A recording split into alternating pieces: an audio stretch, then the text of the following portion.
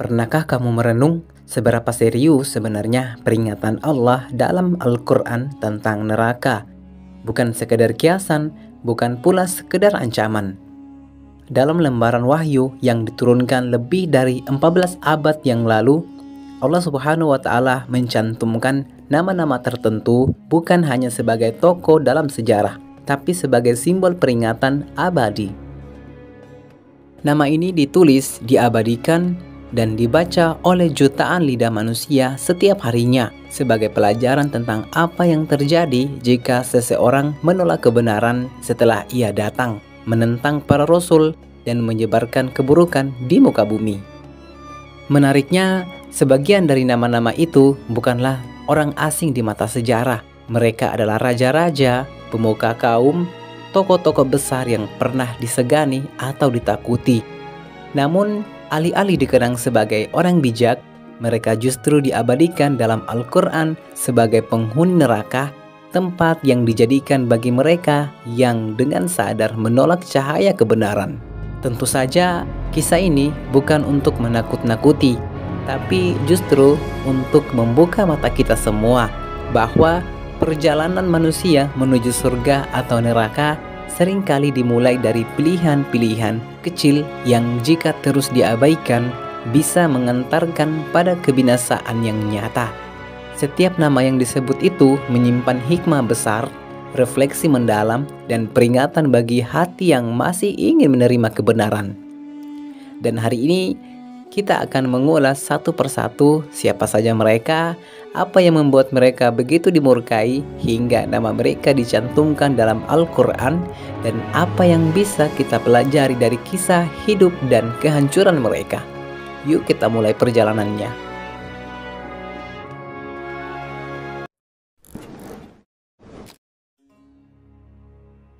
Dalam perjalanan sejarah para nabi, kita mengenal sosok Nabi Nuh alaihissalam sebagai salah satu Rasul Ulul Azmi. Nabi yang memiliki keteguhan luar biasa dalam menyampaikan risalah selama lebih dari 950 tahun. Bayangkan, 9 abad lebih ia berdakwah kepada kaumnya tanpa kenal lelah, tanpa pernah menyerah. Namun di tengah-tengah perjuangan panjang itu, ada satu kisah pilu yang datang bukan dari luar rumah, tetapi justru dari dalam. Allah Subhanahu wa Ta'ala berfirman, Allah membuat perumpamaan bagi orang-orang kafir, istri Nuh dan istri Lut. Keduanya berada di bawah pengawasan 2 orang hamba yang soleh di antara hamba-hamba kami.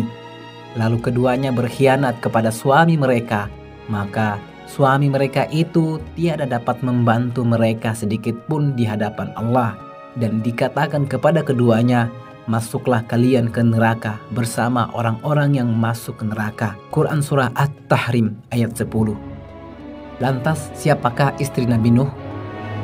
Dalam sebagian riwayat tafsir, nama istri Nabi Nuh disebut sebagai Wa'illah atau Waghillah. Meskipun Al-Quran tidak menyebut namanya secara eksplisit, ia bukanlah wanita biasa.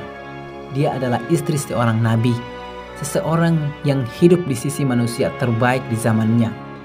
Tapi ironisnya, justru dari sisi dialah dalang pengkhianatan yang tak terlihat. Pengkhianat yang dimaksud di sini bukan dalam bentuk perselingkuhan, melainkan pengkhianatan terhadap misi dakwah dan kebenaran. Istri Nabi Nuh tidak pernah mendukung suaminya dalam menyampaikan risalah. Ia justru berpihak pada kaum kafir, memperolok dakwah suaminya, bahkan dalam beberapa riwayat membocorkan informasi rahasia yang seharusnya dijaga. Kisah ini menunjukkan bahwa kedekatan biologis tidak menjamin keselamatan spiritual, bahkan jika seseorang adalah istri dari Nabi sekalipun. Ia tetap bisa masuk ke neraka jika menolak iman. Ini adalah peringatan besar bagi siapa saja yang mengandalkan status sosial atau hubungan darah, namun melalaikan keimanan dan amal soleh. Lebih dalam lagi, Allah menggunakan kata istri Nuh dan istri Lut sebagai perumpamaan langsung bahwa seseorang bisa saja hidup bersama orang soleh namun tetap celaka jika tidak ada iman dalam hatinya. Ini adalah bentuk penghinaan paling berat dalam Al-Quran, disebut sebagai contoh orang kafir. Setelah kita menyelami kisah istri Nabi Nuh yang durhaka, kini mari kita telusuri satu lagi tokoh tragis yang diabadikan dalam Al-Quran, istri Nabi Lut alaihissalam. Ia bukan sekedar sosok anonim dalam sejarah para nabi, tetapi menjadi simbol dari orang yang berpihak pada kebatilan walau hidup di sisi kebenaran. Allah Subhanahu wa Ta'ala berfirman, Allah membuat perumpamaan bagi orang-orang kafir, istri Nuh dan istri Lut. Keduanya berada di bawah pengawasan dua orang hamba yang soleh di antara hamba-hamba kami. Lalu keduanya berkhianat kepada suami mereka, maka suami mereka itu tiada dapat membantu mereka sedikit pun di hadapan Allah. Dan dikatakan kepada keduanya, masuklah kalian ke neraka bersama orang-orang yang masuk ke neraka. Quran Surah At-Tahrim ayat 10. Lantas siapakah istri Nabi Lut? Menurut sebagian tafsir, namanya adalah Wa'illah binti Wa'il. Namun seperti halnya istri Nabi Nuh, Al-Quran tidak menyebut namanya secara eksplisit, hanya menyampaikan karakternya yang menjadi pelajaran bagi umat sepanjang zaman. Kaum Sodom, sebuah masyarakat yang telah melampaui batas dalam kerusakan moral, terutama dalam praktik homoseksual yang merajalela. Nabi Lut menyuruh mereka untuk kembali ke jalan yang lurus, namun dakwahnya ditolak bahkan dicemooh. Pengkhianatan istri Nabi Lut bukan dalam bentuk fisik atau moral, melainkan pengkhianatan ideologis dan keberpihakan terhadap kaum durhaka. Ia tidak mendukung dakwah suaminya, bahkan justru bersekongkol dengan penduduk Sodom. Saat Nabi Lut menyembunyikan tamunya, yakni para malaikat yang menyamar sebagai lelaki tampan. Dalam riwayat, ia membocorkan keberadaan tamu itu kepada penduduk yang hendak berbuat jahat, yang menjadi pemicu turunnya azab. Allah Subhanahu wa Ta'ala berfirman, kami selamatkan dia, Lut dan keluarganya, kecuali istrinya. Dia termasuk orang-orang yang tertinggal atau dihancurkan. Quran Surah Al-A'raf ayat 83. Allah juga berfirman, maka kami selamatkan dia dan keluarganya, kecuali istrinya yang kami tetapkan termasuk orang-orang yang tertinggal. Quran Surah An-Naml ayat 57. Istri Nabi Lut adalah contoh kematian nurani dalam lingkungan rumah tangga seorang nabi. Ia menyaksikan sendiri perjuangan suaminya, tetapi memilih berpihak pada kesesatan. Ia lebih loyal kepada masyarakat rusak daripada kepada kebenaran yang dibawa sang nabi. Sikap ini menjadi bukti bahwa keimanan tidak ditentukan oleh garis keluarga, melainkan oleh pilihan hati.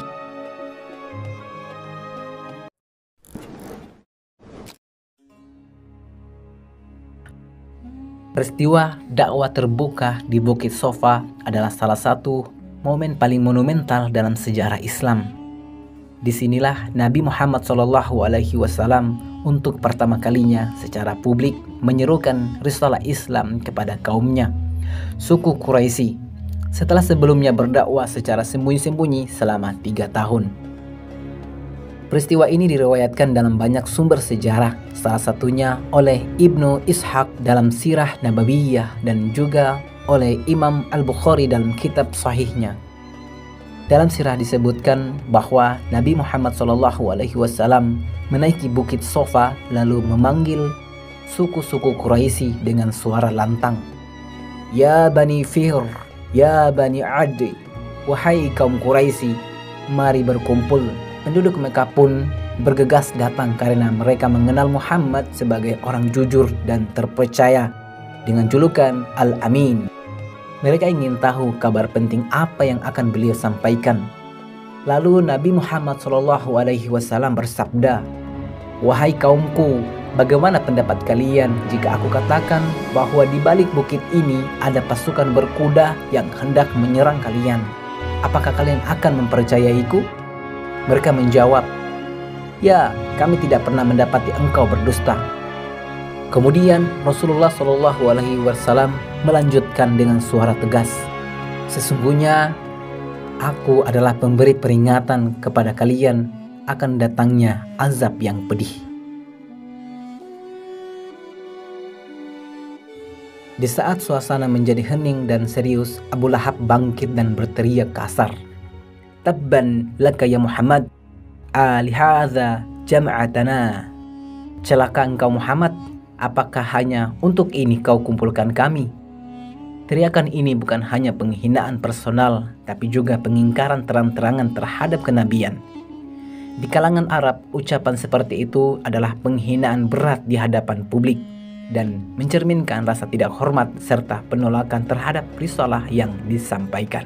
Tak lama setelah peristiwa itu, turunlah wahyu dari Allah Subhanahu wa taala yang mengabadikan kutukan terhadap Abu Lahab dan istrinya. Allah Subhanahu wa taala berfirman, "Binasalah kedua tangan Abu Lahab dan sesungguhnya dia akan binasa." Quran Surah Al-Lahab ayat 1 hingga 5.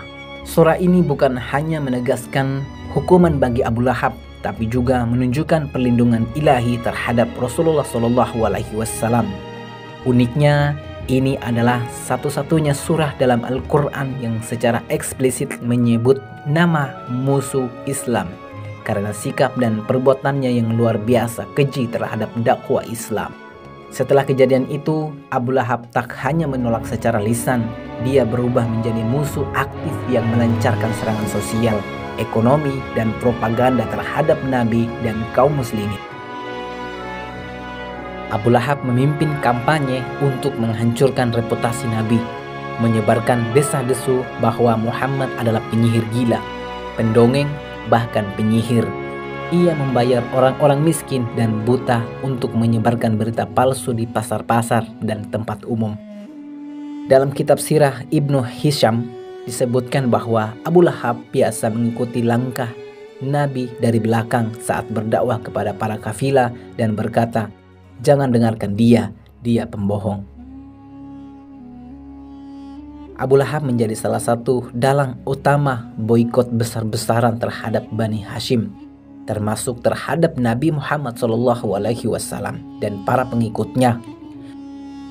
Boikot ini meliputi larangan berdagang dengan mereka, larangan menikahi mereka, dan isolasi total Syi'ib Abu Thalib, sebuah lembah sempit di luar Mekah. Boikot ini berlangsung selama 3 tahun, menyebabkan penderitaan berat, kelaparan, dan kematian. Namun Abu Lahab justru menolak untuk bergabung membantu keluarganya sendiri dari penderitaan itu. Abu Lahab dan istrinya Ummu Jamil secara aktif melempari kotoran, duri, dan najis ke depan rumah Nabi. Ummu Jamil dikenal menyebarkan fitnah, cemoohan, dan puisi hinaan terhadap Nabi. Ia adalah wanita yang disebut dalam Al-Quran sebagai Hammalatal Hatab, pembawa kayu bakar. Quran Surah Al-Lahab ayat 4. Pelajaran sejarah dan spiritual dari kisah Abu Lahab. Permusuhan terhadap dakwah bisa datang dari keluarga sendiri. Abu Lahab adalah paman kandung Nabi, namun menjadi musuh paling kejam. Ini menunjukkan bahwa iman tidak diwariskan oleh darah, ia adalah pilihan hati dan akal. Allah tidak diam terhadap penghinaan terhadap Rasulnya. Surah Al-Lahab menunjukkan bahwa Allah turun tangan membela Rasulullah SAW. Bahkan sebelum Abu Lahab melakukan kejahatan fisik yang lebih jauh, kebencian terhadap dakwah bisa membutakan logika dan hati. Abu Lahab tahu Nabi jujur. Ia mengakuinya saat ditanya di Bukit Sofa. Namun karena iri dan takut kehilangan pengaruh, ia menjadi pemimpin penentang. Dikisahkan dalam riwayat akhir hidup Abu Lahab terhina di dunia akhirat. Dikisahkan dalam riwayat-riwayat sirah bahwa Abu Lahab meninggal 7 hari setelah perang Badar dalam keadaan dihina oleh kaumnya sendiri. Ia terkena penyakit menular, kemungkinan semacam antraks atau bisul busuk, hingga jasadnya membusuk dan tidak ada yang berani menyentuhnya. Akhirnya ia dilempar ke dalam lubang oleh keluarganya sendiri, lalu ditimbun dengan batu dari jauh. Sebuah akhir yang tragis dan sesuai dengan kutukan abadi dalam Al-Quran. Sungguh dia akan masuk ke dalam api yang menyala-nyala.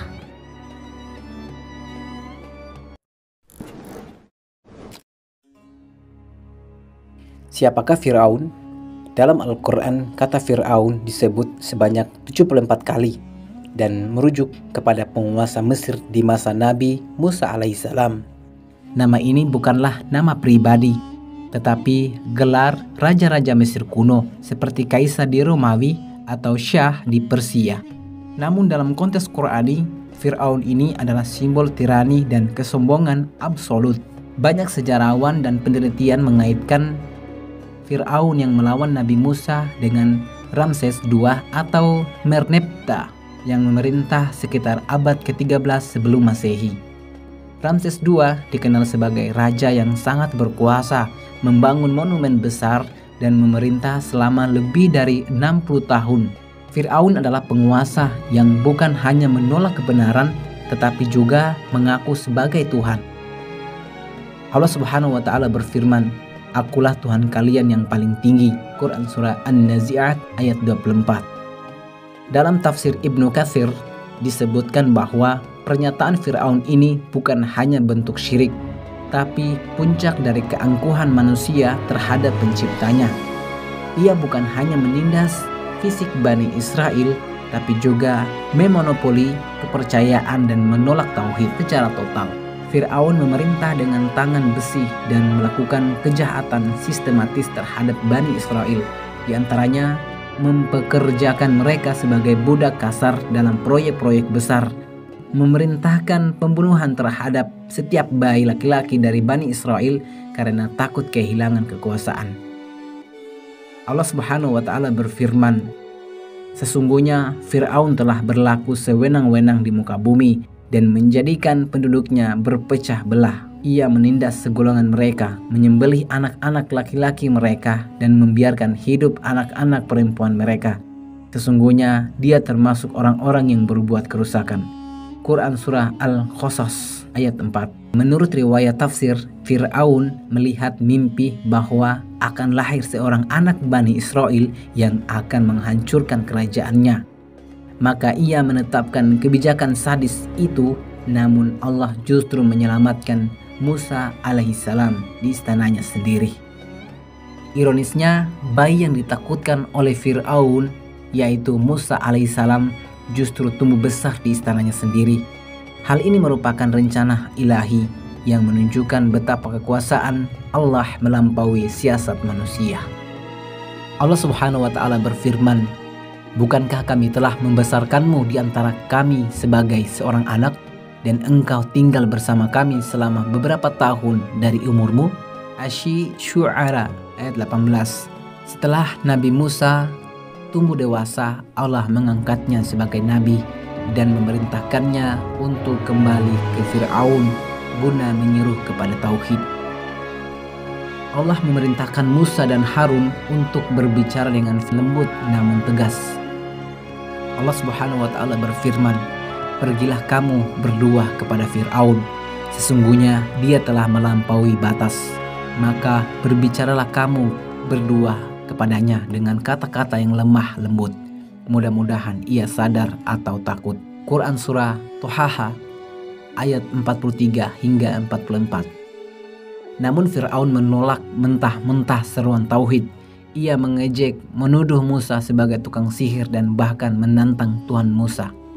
Allah Subhanahu wa taala berfirman, "Jika engkau mengambil Tuhan selain aku, sungguh aku akan menjadikanmu salah satu yang dipenjara." Quran surah Asy-Syu'ara ayat 29. Dalam sebuah peristiwa besar, Musa dihadapkan dengan tukang-tukang sihir Fir'aun di hadapan masyarakat Mesir. Dalam sebuah peristiwa besar, Allah memberikan mukjizat kepada Musa berupa tongkat yang berubah menjadi ular nyata dan tangan yang bercahaya. Setelah melihat kebenaran para penyihir, justru sujud kepada Allah dan menyatakan iman meskipun diancam akan dibunuh oleh Fir'aun. Setelah Musa dan Bani Israel diizinkan keluar dari Mesir, Fir'aun memimpin pasukannya untuk mengejar mereka. Namun ketika mereka sampai di Laut Merah, Allah membelah lautan sebagai jalan bagi Musa dan kaumnya. Saat Fir'aun dan pasukannya ikut masuk ke dalam celah laut itu, Allah mengembalikan air laut dan menenggelamkan mereka semua.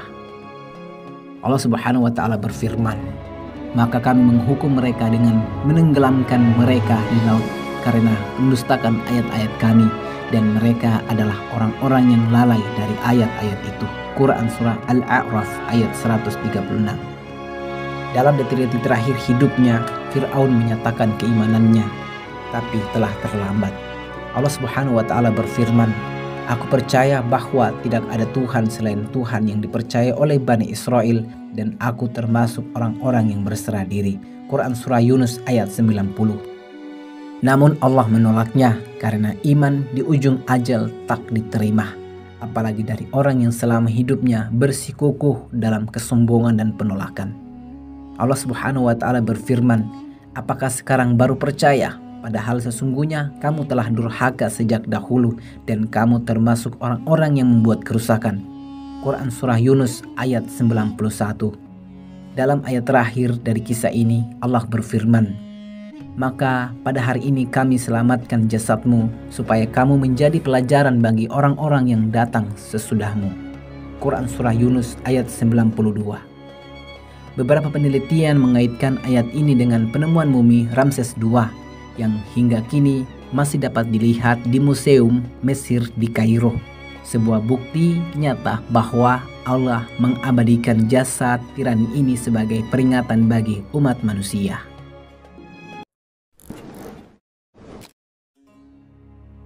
Allah Subhanahu wa taala berfirman, "Sesungguhnya Fir'aun dan Haman serta tentara mereka adalah orang-orang yang bersalah." Quran Surah Al-Qasas ayat 8. Allah juga berfirman, "Dan Fir'aun berkata, 'Hai Haman, buatkanlah bagiku sebuah bangunan yang tinggi supaya aku dapat naik melihat Tuhan Musa. Dan sesungguhnya aku memandangnya sebagai seorang pendusta.'" Quran Surah Al-Qasas ayat 38. Lantas, siapa Haman dalam kisah Musa? Dalam Al-Quran, Haman disebut 6 kali, semuanya dalam konteks kisah Musa dan Fir'aun. Ia digambarkan sebagai penasehat utama, pemikir strategi, dan arsitek dari banyak rencana kejam rezim Fir'aun. Perannya sangat vital, bukan hanya secara politik, tapi juga ideologis dan intelektual. Haman adalah simbol dari mereka yang menggunakan ilmu sihir, kecerdasan, dan logika bukan untuk mencari kebenaran, tapi justru untuk mendukung tirani dan menyesatkan umat. Dalam Quran Surah Al-Qasas ayat 38 disebut bahwa Fir'aun memerintahkan Haman untuk membangun menara tinggi, bukan sekedar bangunan biasa, tapi sebuah proyek simbolik kesombongan. "Hai Haman, buatkanlah bagiku bangunan yang tinggi agar aku dapat naik melihat Tuhan Musa." Menurut tafsir Al-Jalalain dan Ibnu Katsir, perintah ini adalah sarkastik dan penuh ejekan, menunjukkan bahwa Fir'aun tidak mempercayai eksistensi Tuhan selain dirinya. Haman menjadi alat eksekusi ide-ide absurd tersebut, menunjukkan bahwa ia tidak netral secara moral. Bangunan ini mirip dengan Menara Babel dalam kisah-kisah kuno, ikon kesombongan intelektual yang ingin menentang langit.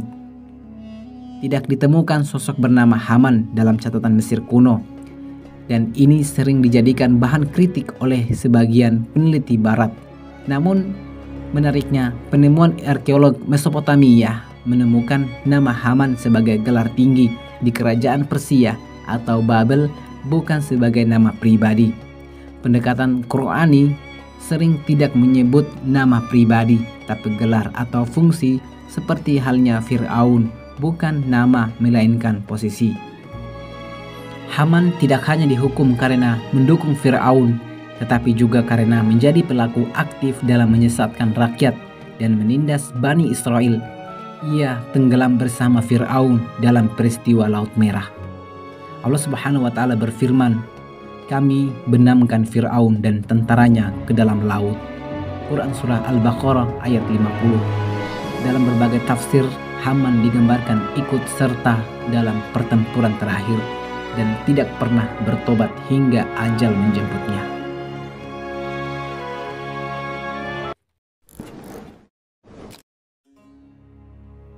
Allah Subhanahu wa taala berfirman, "Sesungguhnya Korun adalah termasuk kaum Musa, maka ia berlaku aniaya terhadap mereka, dan kami telah menganugerahkan kepadanya perbendaharaan harta yang kunci-kuncinya sungguh berat dipikul oleh sejumlah orang yang kuat-kuat. Quran Surah Al-Qasas ayat 76. Allah juga berfirman, maka kami benamkan dia beserta rumahnya ke dalam bumi. Quran Surah Al-Qasas ayat 81. Lantas siapa Korun itu? Korun atau Korah dalam tradisi Yahudi adalah sepupu Nabi Musa, masih berasal dari keturunan Bani Israel. Dalam beberapa riwayat tafsir dan kitab-kitab sejarah seperti tafsir Ibnu Katsir disebut bahwa Korun dulunya adalah orang alim dan taat. Ia bahkan dijuluki sebagai orang yang hafal Taurat. Namun ketika Allah mengaruniakan kekayaan yang sangat besar, Korun berubah. Ia menjadi sombong, angkuh, dan mulai menindas kaumnya sendiri, yaitu Bani Israel. Al-Quran menggambarkan kekayaannya dengan metafora yang luar biasa. Allah Subhanahu wa Ta'ala berfirman, kunci-kuncinya saja berat dipikul oleh sejumlah orang yang kuat-kuat. Bayangkan, yang berat bukan peti harta bendanya, tapi kunci-kuncinya saja. Ini menunjukkan betapa melimpahnya harta Korun. Mungkin hari ini kita bisa mengibaratkannya seperti miliarder super kaya, bahkan melebihi raja-raja pada zamannya. Ketika orang-orang soleh menasihatinya agar menggunakan hartanya untuk akhirat, Korun menjawab dengan sombong. Allah Subhanahu wa Ta'ala berfirman, sesungguhnya aku diberi kekayaan ini hanyalah karena ilmu yang ada padaku. Quran Surah Al-Qasas ayat 78. Ia mengklaim bahwa ilmunya sendiri bukan rahmat dari Allah yang menjadikannya kaya. Ia menafikan peran Tuhan dan membanggakan diri sebagai satu-satunya sumber kesuksesan. Disinilah letak kehancuran dimulai. Dalam kitab-kitab tafsir disebutkan bahwa Korun tidak hanya sombong, tapi juga mulai menindas kaumnya sendiri. Ia bahkan sempat mencoba memfitnah Nabi Musa. Salah satu kisah menyebutkan bahwa ia membayar seorang wanita untuk mengaku bahwa ia telah berbuat tidak senonoh dengan Musa. Tapi wanita itu akhirnya menagih ucapannya dan menyatakan kebenaran Nabi Musa di hadapan umum. Inilah puncak kejahatan Korun, menggunakan kekayaannya untuk memutarbalikan kebenaran. Allah Subhanahu wa Ta'ala berfirman, maka kami benamkan dia beserta rumahnya ke dalam bumi. Quran Surah Al-Qasas ayat 81. Dalam satu malam, bumi menelan Korun bersama seluruh rumah dan hartanya. Tidak tersisa satu keping pun dari kekayaan yang sebelumnya ia banggakan. Dan tragisnya, tidak ada yang mampu menolongnya.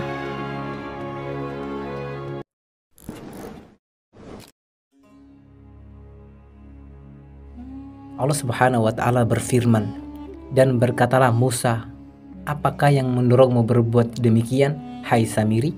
Samiri menjawab, aku melihat apa yang mereka tidak melihatnya. Quran Surah Tohaha ayat 95 hingga 96. Samiri adalah orang yang membuat patung anak sapi dari emas yang kemudian disembah oleh Bani Israel saat Musa naik ke gunung Sinai. Ia menggunakan sihir dan tipu daya untuk menyesatkan umat. Musa mengecam keras perbuatannya dan Samiri pun diasingkan.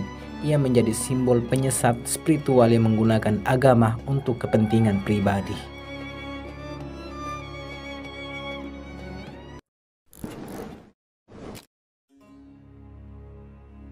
Allah Subhanahu wa Ta'ala berfirman, sesungguhnya dia memikirkan dan menetapkan fitnah akan aku masukkan ke dalam neraka Sakor. Quran Surah Al-Mudaththir ayat 18 hingga 26. Ayah dari Khalid bin Walid, ia adalah pemuka Quraisy yang memusuhi dakwah Nabi. Ia menuduh Al-Quran sebagai sihir dan propaganda. Ia termasuk orang yang licik, berusaha mencari celah untuk menjatuhkan Nabi dengan fitnah yang disusun rapi.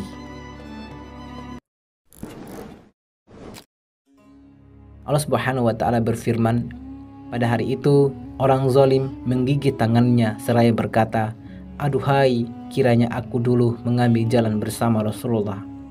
Quran Surah Al-Furqan ayat 27. Uqbah terkenal karena melempar isi perut unta ke tubuh Nabi saat sujud di Ka'bah. Ia juga bersumpah tak akan mengikuti Nabi kecuali sahabat buruknya Umayyah bin Khalaf mengizinkan.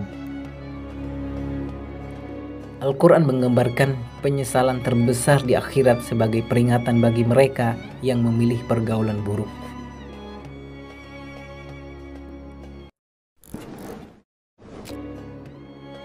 Allah Subhanahu wa Ta'ala berfirman, sesungguhnya orang-orang munafik itu ditempatkan di tingkat paling bawah dari neraka. Quran Surah An-Nisa ayat 145. Tokoh utama dari kaum munafik adalah Abdullah bin Ubay bin Salul. Ia berpura-pura masuk Islam namun selalu menentang Nabi secara diam-diam.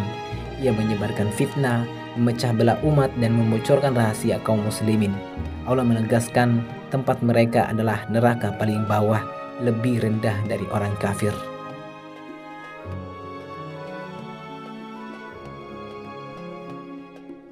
Sahabat sekalian, inilah nama-nama dan tokoh yang dijadikan peringatan dalam Al-Quran.